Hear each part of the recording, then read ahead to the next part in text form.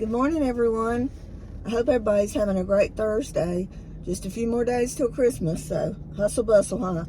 Okay, so today our Bible reading comes in Matthew chapter 6, verse 2, and I'm reading out the Amplified version, so it's a little bit longer. But it says, "So whenever you give to the poor and do acts of kindness, do not blow a trumpet before you to advertise it, as the hypocrites do, like actors acting out a role in the synagogues and in the streets, so that they may be honored and recognized and praised by men. I assure you and most solemnly say to you, they already have received their reward in full."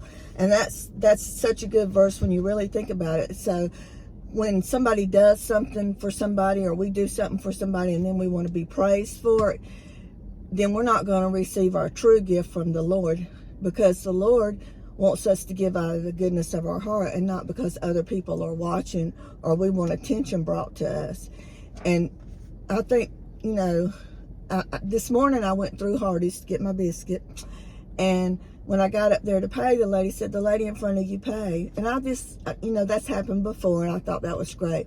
But I didn't even remember what car she was driving. I couldn't even have told you I can't tell you if it was a man or a woman. So when we do things and we go, telling people what we do, we're not doing it for the glory of the Lord. We're doing it for the glory of people.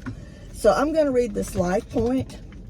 It says, "The Pharisees and hypocrites want to be honored and recognized and praised by the people around them," according to Matthew 6:2. I call this a desire for approval addiction. Many people never receive God's best for them because they are addicted to the approval of others.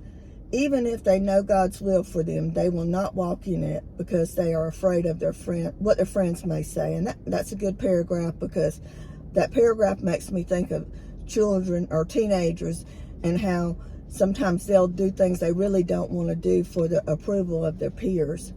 And I mean, grown people do it too, but it made me think of my grandchildren when I read that. Not everyone approves of the way God moves in our life, so not everybody's on our team. In fact, most everyone I knew rejected me when I began following His will for my life.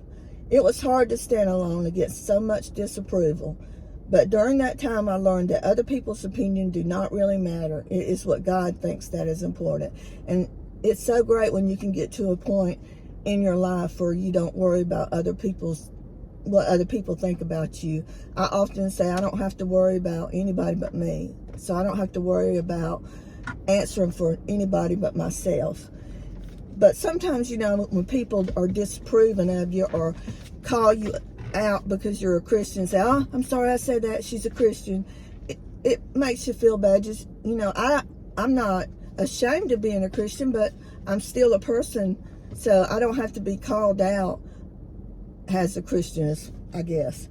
In Galatians 1:10, Paul wrote, "I am now trying to win the favor and approval of men or of God. Or am I seeking to please someone? If I were still trying to be popular with men, I would not be a bondservant of the Lord." So you can't serve men and the Lord. So you have to make a choice to do what's right in Jesus. Do not be addicted for approval. Follow your heart. Do what you believe God is telling you to do, and stand firm in Him and Him alone. So today, as you go through your day, it's just a little thought. When you do something, don't do it for praise, by no means. Just do it out of the goodness of your heart. So everybody have a good day. Thank you. Bye.